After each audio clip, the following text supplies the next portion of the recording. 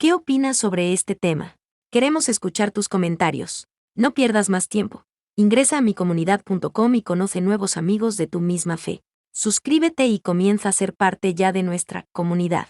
Micomunidad.com, ¿en dónde estaba Jesús los 3 días entre su muerte y resurrección? Primera de Pedro capítulo 3 versículos 18 y 19 declara, porque también Cristo padeció una sola vez por los pecados, el justo por los injustos, para llevarnos a Dios, siendo a la verdad muerto en la carne, pero vivificado en espíritu, en el cual también fue y predicó a los espíritus encarcelados. La frase, en espíritu, en el versículo 18 tiene exactamente la misma estructura de la frase, en la carne. De manera que, parece mejor relacionar la palabra espíritu a la misma esfera de la palabra carne. La carne y el espíritu son la carne y el espíritu de Cristo. Las palabras pero vivificado en espíritu apuntan al hecho de que al llevar Cristo el pecado y la muerte, produjo la separación de su espíritu humano del Padre. Mateo capítulo 27 versículo 46.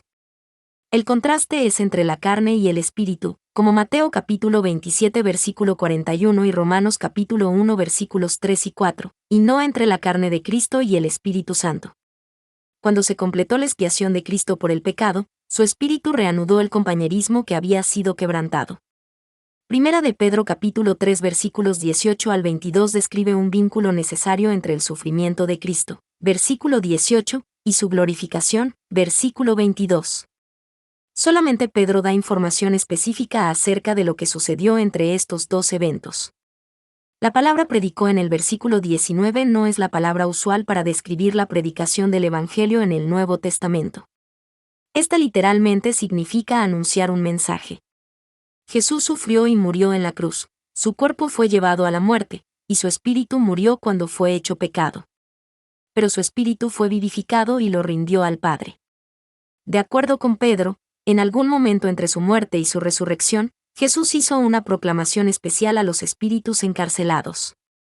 Para comenzar, Pedro se refería a la gente como personas y no espíritus, capítulo 3 versículo 20. En el Nuevo Testamento, la palabra espíritus es utilizada para describir ángeles o demonios, no seres humanos, y el versículo 22 parece corroborar este significado. Además, en ningún lugar de la Biblia se nos dice que Jesús visitó el infierno.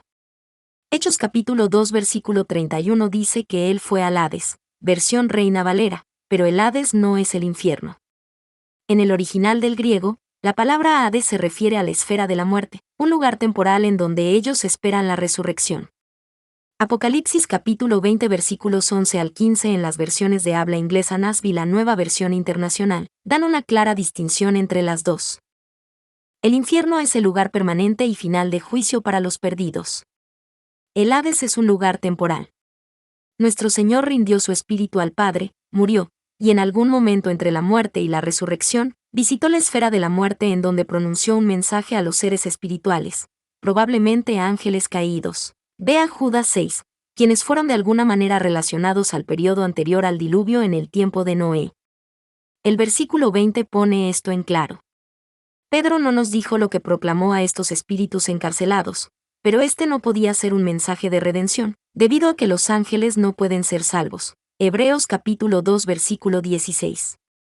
Fue probablemente una declaración de victoria sobre Satanás y sus huestes. Primera de Pedro capítulo 3 versículo 22. Colosenses capítulo 2 versículo 15.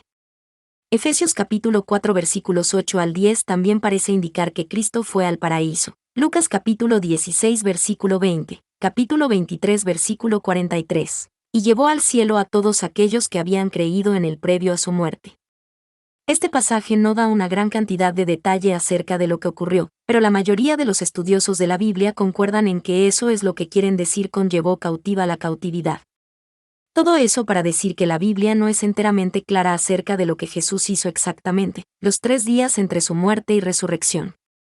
Parece, no obstante, que él estaba predicando victoria sobre los ángeles caídos y / o los no creyentes. Lo que podemos saber con seguridad es que Jesús no estaba dando a la gente una segunda oportunidad para la salvación.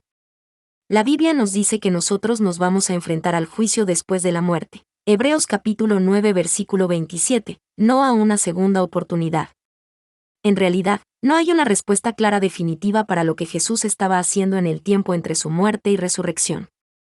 Tal vez este es uno de los misterios que vamos a entender cuando alcancemos la gloria.